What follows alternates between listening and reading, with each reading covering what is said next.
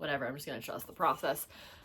Having a camera on me for the podcast is one of the changes that we're making. Hence the unfinished studio, which I'm going to talk about in a second. But today, I want to let you know we're starting a series called the Built Not Busy series. It's an 8-part series, and I figured it would be good for me to have a series as we kick off the podcast. There may be some guest episodes that interrupt the flow of the 8. As you guys know, we're grooving, and we always figure it out. As you notice, we're in the new studio. Now, the new studio is not finished. It is very much a work in progress, very much like my life, and it only felt appropriate to just let you guys see behind the curtain. Why do I care if you see an unfinished studio? I don't. If anything, I think it makes you guys feel like you're a part of it. So, as these 8 weeks go by, this space is going to get cooler and cooler, but I'm particularly excited about these. They're called boneless couches. Got them off of Amazon. They're super soft, and I took one out of the box. The other one's still in the box. They take like 4 days to uncrunch because they're all like consolidated. And I'm still not sure if I'm doing it right. Because I feel like they might get cooler over time. That's what I'm saying. I'm super satisfied. First time I sat down in one, I squealed like this. Because I was so excited about the way they fit in the space. There's like this little nook in my apartment that is off of the guest bedroom, and I'm just so grateful and excited that this is like a few steps away from my everyday life. I don't have to drive to a studio or create it. There's some things that I want to add. I want to add like cool lighting. Right now, it's a little bit backlit. There's windows here and windows here. Apparently my hair had to jump in on that. Anyway, it'll be cool. It'll be cool, but it's a work in progress. I want to get 2 cameras, or my phone and a camera, but like, why wait? You know, life is urgent. It's happening now, and it's deeply human. And I believe that art, life, business, everything's an iterative process. So one of my ways of walking that walk are saying, hey, you guys, I don't care if you see me in progress. I'm actually cool with it. Things are still coming together. And I think it's actually best that you see that. So let's talk about Built Not Busy, the series that we are entering into. Built is what I want you to think of as this is what's possible after there's a strong foundation. And busy, I want you to think of busy as the opposite of productive. So Built Not Busy is all about having a strong foundation for productivity, efficiency, and proficiency to live on versus busy. I don't want you to be busy. I think enough said, right? So if I know you guys, my audience, you are chasing this unemployed but still successful life. You are unemployed by choice because for whatever reason, the traditional work setup just doesn't work for you. And I don't blame you. You're crazy intentional with your time or looking to become that way. And you're probably building something that doesn't look impressive yet. Guys, I like being able to like lean into the camera like a little kid. I hope it doesn't bug you because I'm really having fun with it. It might not look like much, but it's going to be. And I think that's very Christ-like when we can build from that place of it doesn't look like much, but I have this faith. This series is not so much advice as it is an exploration of the things that have served me, things that I want to share with you, in hopes that you might take one or two and use them in your own life. So unemployed and successful, right? Let's talk about that word unemployed. It tends to have a negative connotation. It means that you fell short in some way and you either aren't contributing, can't find work, etc. But what I like to think of as unemployed is self-employed, right? And this idea that work doesn't have to be a 40-hour work week where you clock in and clock out. I like a work week that rewards proficiency and efficiency, where the more proficient at something I get, the less time it takes, the more time I have. And my goal personally isn't just to take on more work over and over and over again with that extra space. It's to actually go live.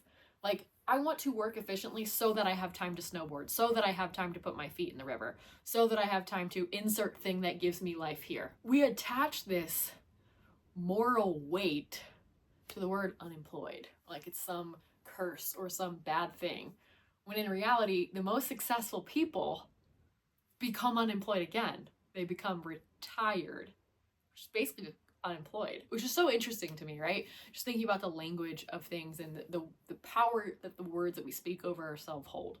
To me, unemployed means a life on my own terms. Not one without service, not one without purpose, but one without maybe a traditional schedule.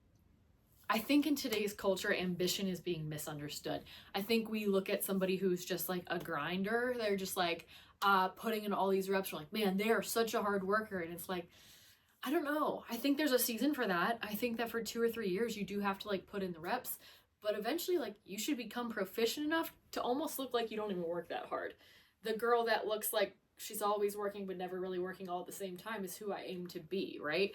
And I just think we mix that up. I think we confuse hustle for ambition. I think ambition can look different for different people. I think that it can be a quiet steadiness and an insistence on increasing your capacity for excellence so that you don't have to work as hard. And one thing that's been bumming me out a little is how it seems like visibility has replaced substance. Like whoever just gets the most views is the best artist. And in order to be successful in art or coaching or business, you have to be good at your thing. And then you also have to raise your business acumen and marketing skills to market that thing, or have the cash flow to make someone else come in and market your thing. And one of the reasons I think that that's the case, A, is like the social media climate that we live in right now, but B, there's always going to be obstacles to separate those merely interested from those who are committed. So yeah, you are going to have to figure out how to market yourself. Yeah, you are going to have to figure out branding. Yeah, you are going to have to become obsessed with storytelling. Yeah, you are going to have to figure it out, because that means that you want your art or your skill or your craft to reach people bad enough to commit to that process. And so I have a love-hate relationship with that, but it's such just a truth of the times that we're living in. So one of the reasons that I decided to pursue success without a boss was I got still enough to have enough clarity that I didn't want to be boxed in by this 40-hour work week. And one of my first goals when I quit corporate was like, can I make the same amount of money in half the time? It was one of the first questions I started asking myself.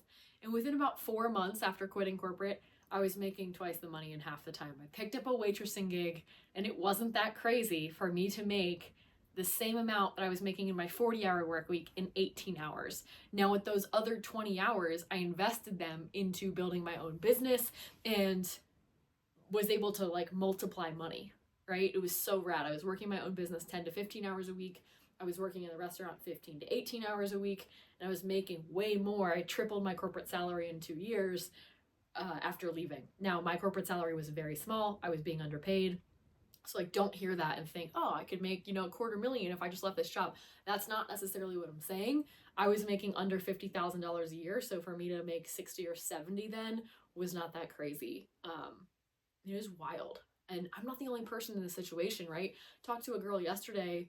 She was in school for 15 years, still living paycheck to paycheck. She's like, I didn't think that this would happen.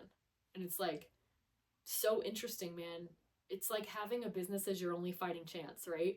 It's like we're in the Third World War where the infamous they, I think it's really us versus them. I don't even think it's left versus right anymore, but it's like they would love for you to silently quit and just give up and not own a home and not own a business and not do these things because you're easier to control. And when you're more reliant, you're more desperate. And when you're more desperate, you're more apt to listen to what is being suggested. So without going down a conspiracy rabbit hole, hang with me here. It feels like to me, nutrition and business are my last fighting chances to have control over my life, to have resources. I really believe that good things happen when good people make good money, and bad things happen when your back is up against the wall. So creating that freedom for yourself and that autonomy by choosing to master these skill sets that allow for freedom, best thing you could do with your time, in my opinion.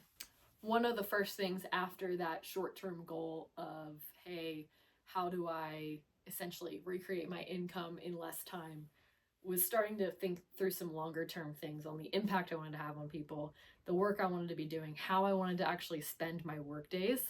And that was huge. And creating clarity there was so worthwhile and such a good use of my time. And one of the things that I think is super underrated is the discipline required in that season.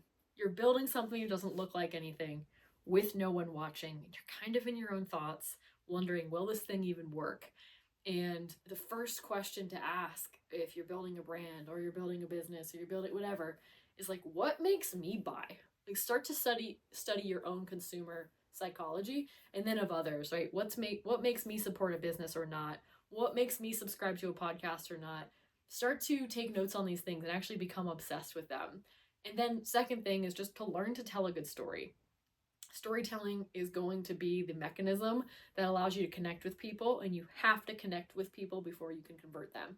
So if you can tell a good story, if you can put words to why you're doing something, you're going to be so far ahead of the people who don't really know, or they haven't sat with the language long enough to manipulate it into something that snaps you out of your typical reality, that pattern interrupt, right? One of the things that drives me crazy is when someone has a skill set and I'm like, what do you do? And they're like, well, I kind of do this thing. It's like, you kind of do this thing? Like, I don't want to hire you, buddy. Like, I need somebody with passion and zest. And they're like, yeah, videography, it's amazing because it tells people stories. And I believe that people's stories need to be told because of this. And so I'm here to solve that problem. It's like, nice to meet you. Like, speak with some conviction, speak with some reps, speak in a way that makes me think, oh, you've thought about this before. Hello. Like, command some authority, you know? I don't know where that rant came from. I just wanted to throw that in there for you guys. So let's talk about the studio. I'm cool with you guys seeing it in progress because I think that that's true to life. When I bought this apartment, when I picked this spot out and it had some extra space, I was like, there's going to be a podcast studio in there. Like, it's going to be sick. And people are going to come out here. We're going to record in person. And I can't wait to have that be the case and really dive in with people. I was on a podcast last week and it was 3.5 hours long. And I'm not saying they're going to be that long. What I am saying is I can't wait for the juice that comes when you get in person and you linger. The spirit of lingering, it really makes good. It's a good ingredient for good art. And I'm excited about that. Letting the process be seen is another big theme here. Is, like I said in the beginning, like, I want you guys to come back each week and see this get more and more put together. I think it's so easy to be like, man, I could just like get some chairs and get the lights and like kind of rush through this process, when really what I want is like, I want both chairs and I want a rug and a table, and like we'll like work on lighting, work on cameras, and it's iterative. It gets better as it goes. It doesn't need to be this fake thing that's like hyper curated. I don't really believe in that. Said another way, being built requires a certain threshold of tolerance for unfinishedness, for process. And another threshold I've been thinking about is the threshold of freedom to security. And man, my ratio used to be like 4-to-1. Freedom at all costs with just a little bit of certainty or security. I was good with it. And now I'm in this interesting part of my life where it's like 1-to-1. And I think it's super rad, man. I've given up some freedom to have some security, but the groundedness that it's producing in my nervous system and what having a space is doing for my creativity, it's paying back in different ways I haven't experienced yet. And man, I'm excited to meet this version of myself and have this version of myself be witnessed and have you guys here with me. So built versus busy. Let's start here. Are you too busy? Are you constantly in reactive mode? Do you have a hard time getting a pulse on how you've been feeling lately? Do you even know what you think? Or are you just constantly in this state of like, I gotta be here by this time and I gotta get this ready? Like, where are you actually at? How much stillness do you have? How much reflection do you have? When I was talking about honing your language, where are you doing that? For me, I journal about 5 days a week. I don't have the perfection thing where it needs to be 7. It's just not gonna be 7. A lot of times life takes place of routine and I'm okay with that.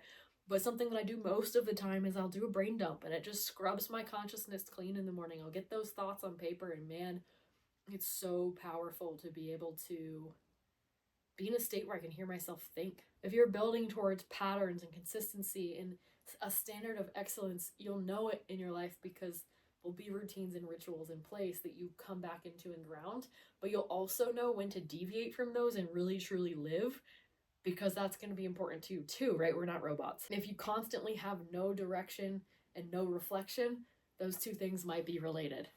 So I actually just grabbed my laptop for this part because I want to tell you what we're going to cover in this series, but it's not memorized, okay? So some of the things that we're going to be covering. Discipline without burnout. That is something I want to talk about. What is a standard of excellence, like I said, but what is a sustainable output capacity where I know I can keep going?